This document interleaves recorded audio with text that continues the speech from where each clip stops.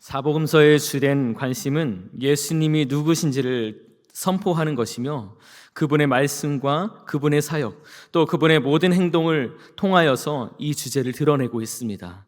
각 복음서의 저자가 조금씩 다르기 때문에 각각의 저자들이 묘사하는 예수님과 그 하나님의 나라가 조금씩 초점이 다릅니다.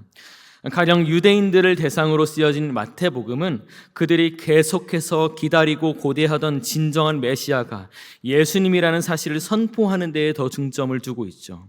그에 반해 누가복음은 1세기 헬라인, 그러니까 원래는 구원받지 못하는 족속이었던 이방인들을 대상으로 쓰여졌습니다. 구원에서 완전히 배제되었다라고 생각했던 그들에게 구원이 임했고 그 메시지를 알려주어야 한다라면, 만약 우리 성도님들께서 누가복음을 기록한다라고 한다면 어떻게 그 사실을 드러내고 선포할 것입니까? 아마도 이방인과 같은 처지인 그 사람들이 구원받는 모습을 그리면서 또 구원받은 백성의 반열에 이미 올라갔다고 여겨졌던 그 유대인들이라고 해도 구원받지 못할 수 있음을 알려줘야 하지 않겠습니까? 그래서 누가복음의 초점은, 정확히 말하면 누가복음에서 묘사하고 있는 예수님에 대한 초점은 한결같이 소외되고 차별받는, 아무도 시선을 두지 않는 한 영혼에게 있다라는 것입니다. 반대로 모두가 구원이 선택받은 민족, 그 유대인들에게 주어졌다라고 생각하지만 오히려 바리새인들이나 율법주의자들은 예수님의 말씀에서 그 구원의 응답 가운데서 배제되는 그 모습을 통하여서 예수님이 선포하시고 있는, 예수님이 말씀하시고자 하는 그 하나님의 나라, 새 시대는 기존의 유대주의적 배경과는 완전히 다른 세상임을 우리는 알 수 있습니다. 오늘 본문은 이러한 점에서 바로 구원이 누구에게서 나고 누구로부터 주어지는가를 알려주고 있습니다. 본문 바로 전에 6장에서 예수님은 12제자를 택하시는 장면이 나옵니다.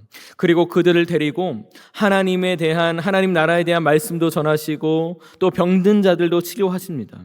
그런데 결정적으로 많은 사람들에게 예수님에 대한 인식이 완전히 바뀌게 된 그 한 사건이 있었으니 그것이 바로 7장에서 우리가 보는 과부의 아들을 살리시는 사건이었습니다.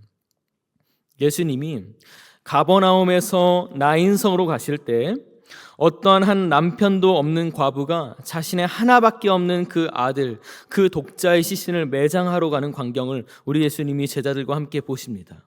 그리고 그 아들을 살리시죠. 당시 유대 사회에서 이 병을 치료하거나 예언하는 것들은 흔했지만 죽은 자를 살리는 것은 아무도 할 수 없는 일이었습니다.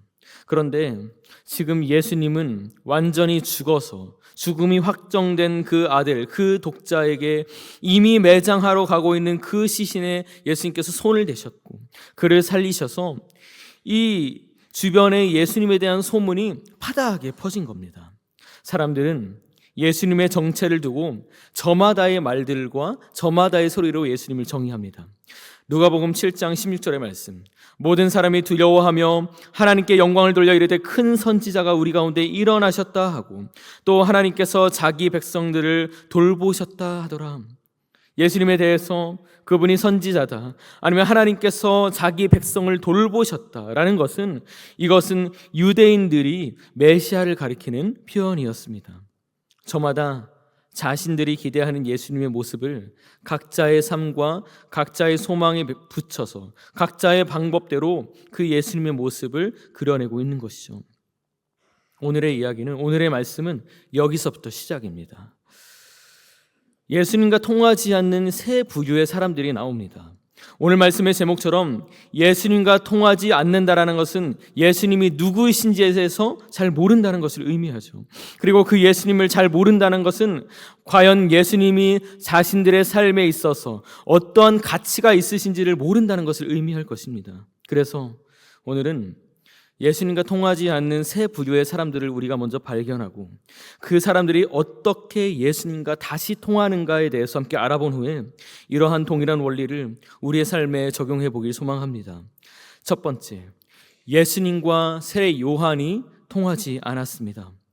자신의 제자들을 통해서 예수님의 병 고치시고 죽은 자를 살리시고 선포하시는 그 말씀을 요한이 전해 들었습니다. 세례 요한이 그 후에 제자들 중 2명을 예수님께 보냅니다. 그리고 이렇게 질문하라고 하죠. 누가복음 7장 20절의 말씀. 그들이 예수께 나와 이르되 세례 요한이 우리를 보내어 당신께 여쭈어 보라고 하기를 오실 그이가 당신이 오니까 우리가 다른 일을 기다리오리까 하더이다 하니, 요한이요 헷갈리는 겁니다.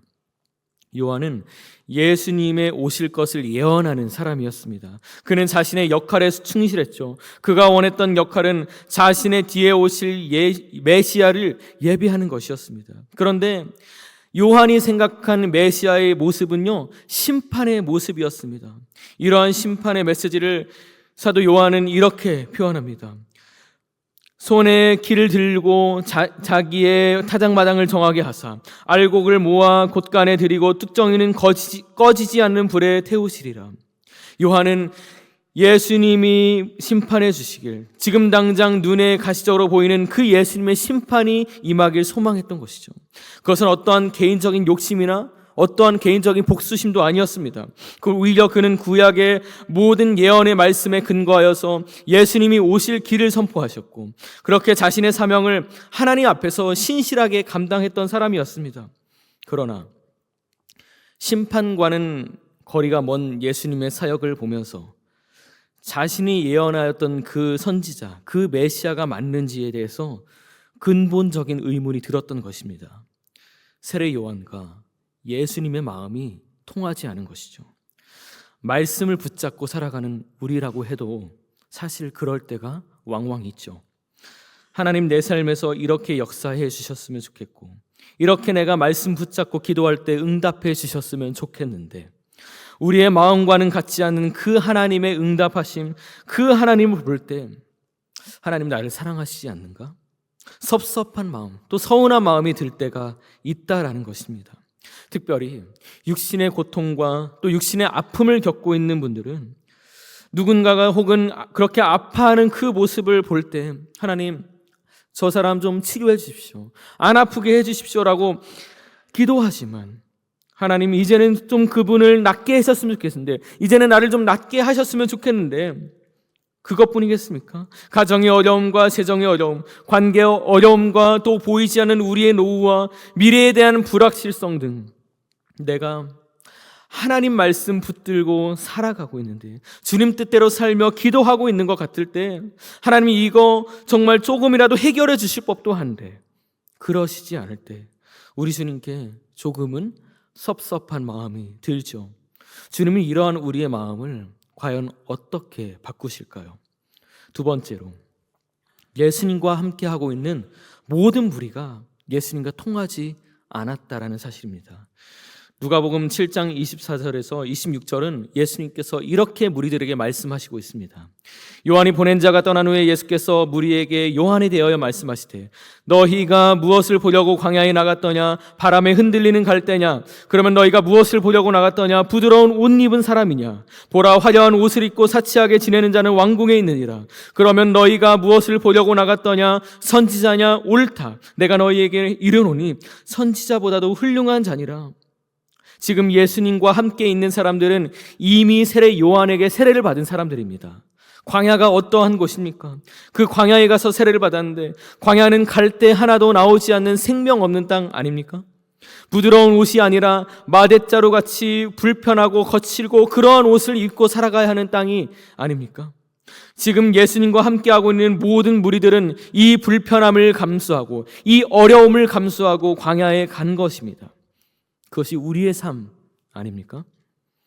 예수 믿고 주님만 따르겠다라고 남들보다 손해보고 내가 남들보다 더 헌신하면서 살아가는데, 예수 안 믿는 내 주변 사람들 떵떵거리고 더 잘 되는 것 같고 더 잘 나가는 것 같고, 그래서 예수님 왜 믿냐고, 예수 없어도 이렇게 잘 살아갈 수 있지 않느냐고 그렇게 비아냥대는 그러한 사람들을 보면서 우리는 우리가 걸어가고 있는 이 믿음의 길, 이 신앙의 길을 어떻게 설명할 수 있을까요?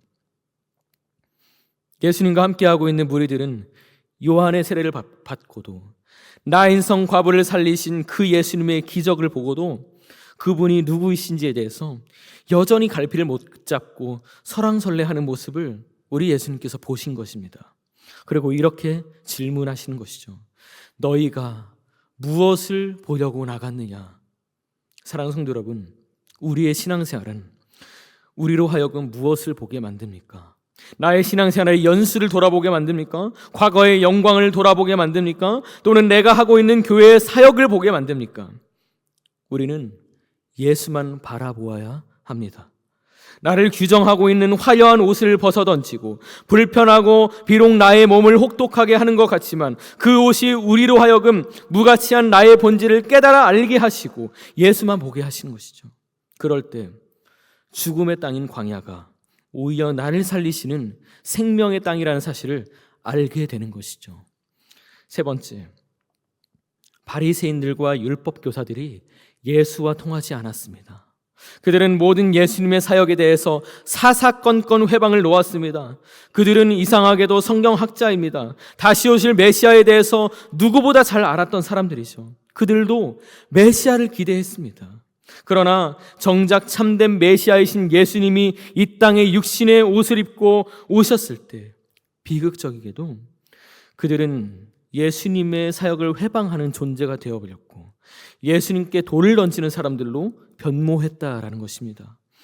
그들이 바라던 힘세고 그런 강인한 왕의 모습이 아니라 가장 낮은 곳에 가장 평범한 모습으로 예수님이 오셨기 때문이죠.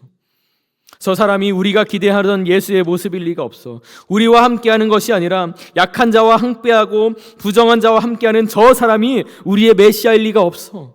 율법을 지키지 않고 하나님 나라에 대해서 선포하는 우리의 말과 맞지 않는 저 사람이 자신을 메시아라고 하는 저 사람이 우리가 과연 기다리던 그 구원자일 리가 없어라고 바리새인과 율법교사들은 그렇게 마음 중심에 있었다는 것이죠. 여러분, 확증 편향이라는 단어를 아시죠?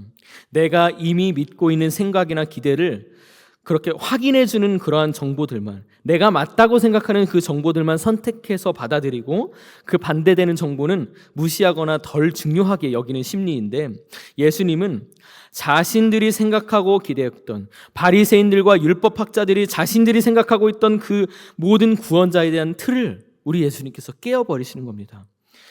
바리새인들과 율법교사들에게 예수님은 선택적으로도 받아들일 수 없는 그 존재 자체가 예수님이 거부당하신 것이죠. 우리 안에는 이러한 확증 편향이 없을까요?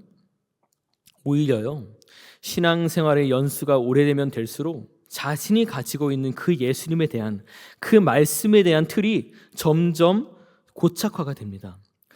이제 과일청 같은 것들을 이 뚜껑에 뭐가 묻어 있어서 오래 있으면 이제 그게 굳어가지고 아무리 힘을 줘도 안 열리는 경우를 많이 보죠.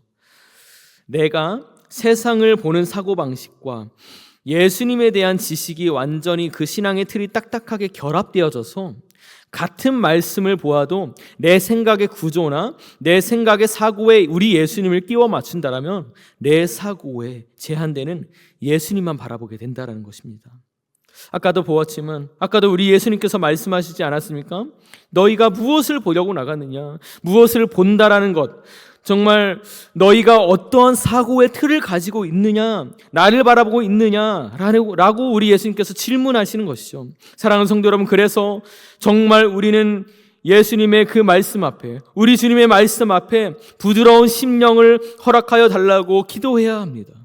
내가 세상 가운데 경험하며 형성된 내 세상의 틀, 나의 사고의 그 틀을 가져와서 그 말씀을 보는 것이 아니라 하나님의 말씀이 오히려 나의 사고 방식을 깨트리고 나의 기존의 신앙 방식을 깨트리고 부시셔서 제한 없는 놀라운 하나님의 역사하심을 보아야 한다는 것이죠. 로마서 11장 33절은 이렇게 말씀하고 있습니다. 깊도다 하나님의 지혜와 지식의 풍성하며 그의 판단은 헤아리지 못할 것이며 그의 길은 찾지 못할 것이로다. 그렇다면 우리 주님은 자신들의 그 생각의 틀에 갇혀서 이렇게 우리 주님과 통하지 않는 그 세 부류의 사람들을 보시면서 어떻게 이 통함을 우리 예수님이 회복하실까요? 예수님의 방식은요, 세례 요한에게 맞추어진 것도 아니고 자신을 따르던 그 무리들을 위한 것도 아니었습니다. 바리새인들과 그렇다고 율법교사들을 거부하시지도 않으셨습니다. 요한이 자기의 제자들 둘을 보내서 당신이 진정한 메시아이십니까? 물어보았을 때 예수님은 어떠한 대답도 하지 않으십니다. 그저 예수님께서 계속해서 자기가 하고 계셨던 그 사역들을 묵묵히 계속해 가십니다. 누가복음 7장 21절의 말씀, 마침 그때 예수께서 질병과 고통과 및 악기 들린 자를 많이 고치시며 또 많은 맹인들을 보게 하신지라. 예수님은 당신이 메시아, 내가 기다리던 메시아이십니까? 라는 이 요한의 질문 앞에 자신의 사역을 통하여, 자신의 말씀을 통하여 변론하고 계신 것이죠. 질병과 고통과 악기 들린 자는 그들이 가진 그 질병과 악기들 때문에, 귀신들 때문에 예수님과 통하지 못하는 존재였습니다. 맹인도 마찬가지죠. 보이지 않아서 그들의 앞에 계신 예수님을 바라보지 못함으로 통하고 있지 않았습니다.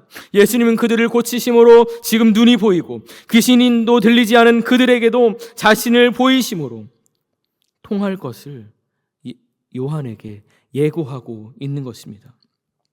비록 요한이 예수 그리스도의 정체를 자신이 선포했던 그 심판의 말씀에 근거하여 부분적으로 이해하고 또 그러한 예수님을 오해하였지만, 예수님은 요한의 존재와 요한의 사역 자체를 거절하시진 않았습니다. 누가복음 7장 28절, 내가 너희에게 말하노니 너 여자가 낳은 자 중에 요한보다 큰 자가 없도다. 그러나 하나님의 나라에서는 극히 작은 자라도 그보다 크니라 하시니. 모든 사람들 중에 요한이 가장 크다라는 것입니다. 구약의 수많은 기라성 같은 선지자들을 여러분 알고 계시죠? 바알 선지자들과 겨루어 이긴 엘리야도, 예루살렘의 중흥기를 이끌었던 느헤미야와 에스라 같은 리더십들도 요한 앞에서 작다라는 것입니다. 그 이유는, 요한의 존재가 위대한 이유는, 큰 이유는 그의 존재와 그의 사명과 연결되어 있기 때문입니다. 요한의 사명이 무엇이었습니까? 예수께서 이 땅에 오실 길을 미리 예비하는 사명이었습니다. 그것이, 그의 그러한 사명이 그의 존재를 규정하는 것이었습니다. 그렇다면 진짜 큰 분은 누구이실까요? 요한의 예언을 통하여, 요한의 말씀을 통하여 오신 예수 그리스도시죠. 요한은 심판을 선포하셨습니다. 심판이 무엇입니까? 오직 믿음으로 구원받은 주의 백성들에게는 영원한 생명이 임하고, 그렇지 않은 사람들에게는 영원한 사망이 임하는 것 아니겠습니까? 그 심판을 우리 예수님께서 선포하십니다. 누가복음 7장 29절 30절 말씀, 모든 백성과 세리들은 이미 요한의 세례를 받은지라 그 말씀을 듣고 하나님을 의롭다 하되, 바리새인과 율법 교사들은 그의 세례를 받지 아니하므로 그들 자신을 위한 하나님의 뜻을 저버리니라. 아멘. 예수님이 선포하신 그 말씀을 듣고 상반된 반응이 나타납니다. 요한의 세례를 받은 백성들은 하나님을 의롭다 하고, 바리새인과 율법 교사들은 그 세례를 받지 않아서 하나님의 뜻을 저버립니다. 요한의 세례 때문에 구원을 받고 안 받고가 아니라 예수님께서 요한의 세례를 통하여 자신의 말씀을 선포하심으로 지금 이 무리 가운데 일시적인 심판이 임한 것이죠. 우리가 에베소서를 통해서 보고 있지만 하나님의 뜻이 무엇입니까? 하나님께서 영원전에 우리를 택하시기로 작정하신 그 계획 아닙니까? 요한은 예수께서 이 땅에 오셔서 자신의 눈에 보이는 심판을 구했지만, 예수님은 그 요한의 말에 한 수를 더 뜨셔서 요한을 통해 구원하실 그 하나님의 계획을 지금 부분적이지만 보여주고 계신 것이죠.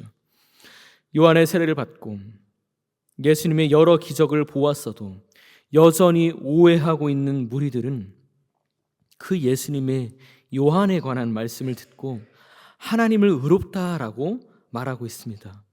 이 히브리어 원어로 보면 하나님을 의롭다라고 했다는 말은 하나님을 의로 인정했다라는 말입니다. 하나님을 자신의 의로 인정했다라는 말은 비로소 하나님께서 자신들에게 예비하신 이방인들로서 자신들이 구원받을 수 없는, 그런데 그렇게 주님께서 예비하신 그 구원의 계획을 믿었다라는 것입니다. 아브라함이 하나님께서 보여주시는 하늘의 수많은 별들을 보고 너희 자손이 이처럼 많아질 것이라는 하나님의 말씀을 믿었더니 하나님이 이것을 아브라함의 의로 여겼다라고 주님 말씀하시지 않습니까? 이제 아브라함의 자손도 아니었던, 구원의 대열에 없었던 그 이방인들이 세례를 받고 예수님의 말씀을 듣고 하나님을 자신의 의로 여기는 그 반응을 통해서 그들에게도 아브라함과 동일한 믿음이 있음을 보여주시는 것입니다. 사랑하는 성도 여러분, 우리는 오직 하나님의 말씀 앞에 믿음으로 반응할 때, 믿음으로 순종할 때 우리를 자녀 삼아주시는 주님과 통하게 되는 것입니다. 그러나 그러지 못한 오늘의 딱 한 부류가 있죠. 바로 바리새인들과 율법 교사들이었습니다. 우리가 방금 30절에서 보았지만 그들에게도 하나님의 계획이 있었습니다. 구원하시기로 하신 그 하나님의 뜻이 있었습니다. 물론 하나님께서 구원하시고자 하시면 반드시 구원하시는 하나님이시지만 여기서의 하나님의 뜻을 저버렸다라는 이 말씀은 하나님께서 구원하시든 하나님께서 유기하시든 그것과는 관련이 없는 전적인 이들의 반응을 말하고 있는 것입니다. 여전히 자신이 오해하고 있는 그 율법적 사고의 틀에서 벗어나지 못해서 지금 그들의 눈앞에 계신 진정한 구원자를 알아보지 못하는 그 비극을 낳게 되는 것이죠. 요한계시록 3장 20절 이렇게 말씀합니다. 볼지어다 내가 문 밖에 서서 두드리노니 누구든지 내 음성을 듣고 문을 열면 내가 그에게로 들어가 그와 더불어 먹는 그는 나와 더불어 먹으리라. 사랑하는 성도 여러분, 말씀을 마무리합니다. 예수님과 우리는 통해야 합니다. 항상 샘 곁에 가시처럼 예수님과 딱 붙어 계시는 동산의 모든 영가족들 되시길 간절히 소망합니다. 우리를 그렇게 예수님이신 하나님과 함께 붙어 있게 하시기 위하여서 예수님이 십자가 도상에서 죽으심으로, 죽음을 경험하심으로 하나님과 불통하심을 경험하게 되셨습니다. 하나님께 버러짐을 당하셨고 죽음을 통해 하나님과 단절을 경험하신 것이죠. 그 십자가의 죽음을 우리가 무가치한 것으로 여기지 아니하기 위해서 날마다 주님의 말씀 앞에 순전하게 서서 주님과 함께 통하는 삶, 이심전심의 삶 살아가시는 저와 동산의 모든 영가족들 되시길 간절히 소망합니다. 이 하나님께 말씀을 위하여 기도하며 나아가기 소망합니다.